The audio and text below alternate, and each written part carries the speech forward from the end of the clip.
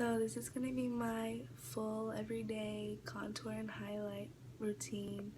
And as always, if you don't like me or if you don't like a lot of makeup, then don't watch this. You're just wasting your own time. But if you want to see how I got this look, then just keep on watching.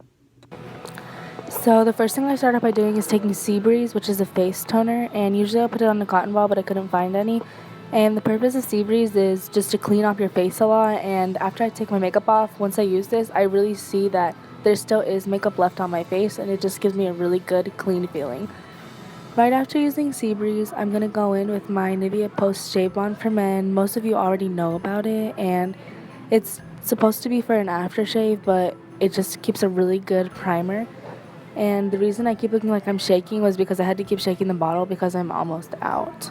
So I'm just going to apply an even layer all over my face before my foundation. The next thing I'm going to be doing is taking this concealer, which is the color of my face, or going to be the color of the foundation I'm going to be putting on. And this is just a Fit Me concealer, and I'm putting this all over my problem areas and some of the parts where I have a lot of redness, just so that later on I won't have to put as much foundation on.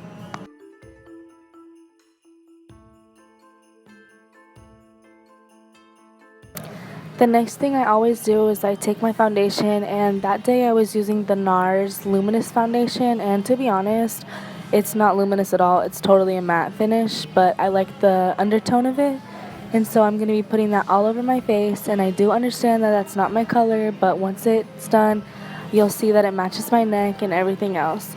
So I'm just going to be putting an even layer of this all over my skin, and then right after, I'm going to be going in with a brush because I like to start blending it with that before I go in with my sponge.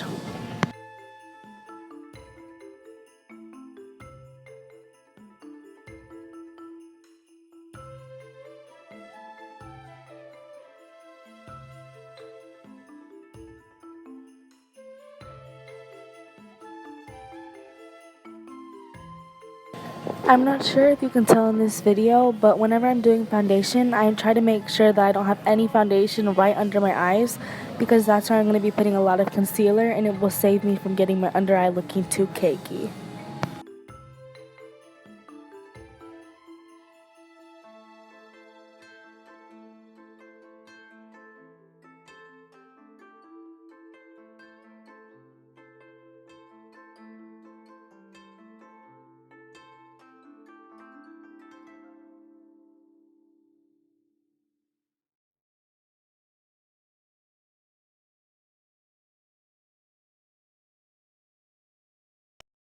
Now I know that this part is like so ratchet, but I couldn't find my brush, and of course right after I took this video I found my brush, but I was not about to retake this video just to have a brush in it.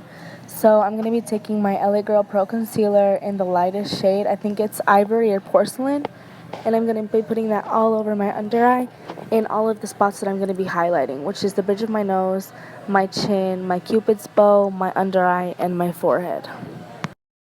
I always make sure that when I'm going in to blend out my highlight, I always start with the other highlighted spots, not my under eye. Because if you go straight in for your under eye, you're going to have to wait and blend out the rest, and that's going to give you creases. And once you have creases, the creases are not going to go away. So you want to make sure you do your under eye last.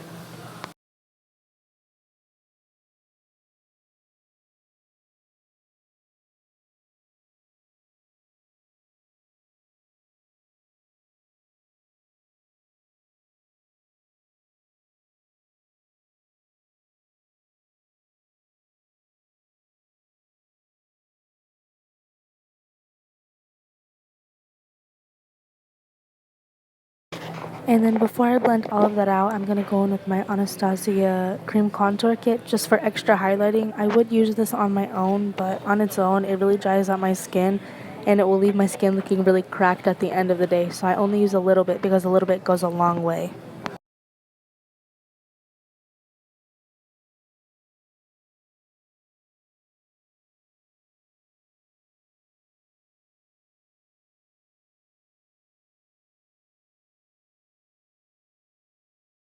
As soon as I can, right after I'm done setting my under eye, I go in with my translucent powder, which is the Laura Mercier translucent powder, and I'm going to bake. And for those of you who don't know what baking is, it's just where you're going to take a lot of powder and you're going to put it under your under eye and let it sit there for 10 to 15 minutes because once it's finished, it's going to leave you with a really flawless under eye. And yes, it does feel sort of cakey, but it's going to keep your makeup on a lot longer.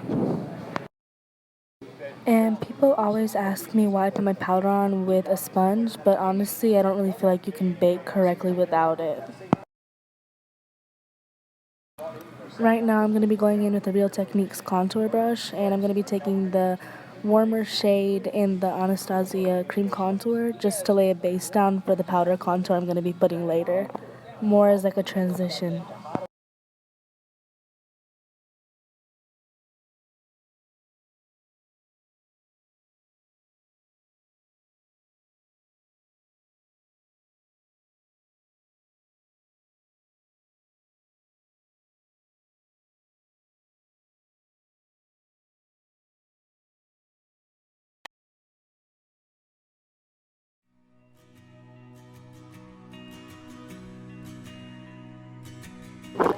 Now I'm going to be going in with the brush from the Hoola Bronzer by Benefit and the Anastasia Powder Contour Kit, and I'm just going to be carving out my cheekbones.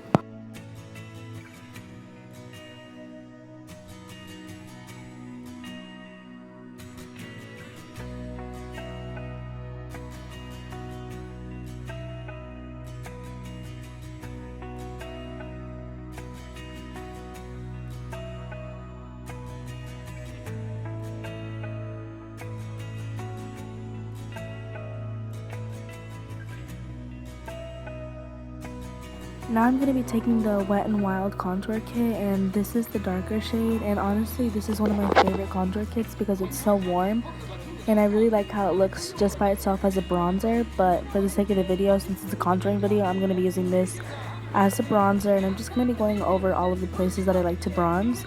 And now I'm going to be taking my sponge that I used earlier, and I still have some leftover powder, and I'm going to just be carving out the bottom of my cheekbones just to give me a really sharp contour. And you want to make sure when you're contouring not to take your contour down too far, otherwise your face is going to look muddy. Just taking this blending brush with no additional product, I'm going to be blending all of those colors together. Taking that same brush, I'm going to be taking off all the powder that's my bake, and now I'm going to be left with a really flawless under eye that's not going to crease.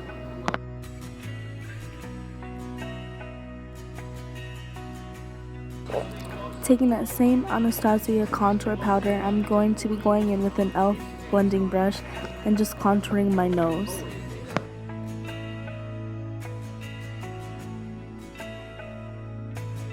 Now this is my favorite part, especially for summer and spring. I'm going to be taking my Mary Lou highlighter, and I'm just going to be going over my cheekbones, the bridge of my nose, my cupid's bow, and my chin, and some of my forehead, just so I can highlight those parts.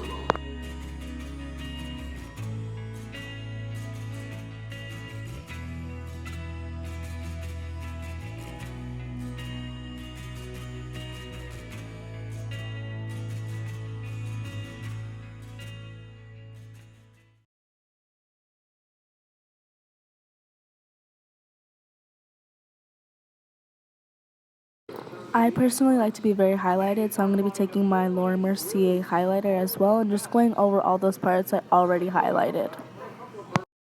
I'm going to be taking Luminosa by Milani and putting that over the parts between my contour and my highlight, and you want to make sure you do this after your highlight. I know most people do it before, but you want to do it after so that it can really blend them together.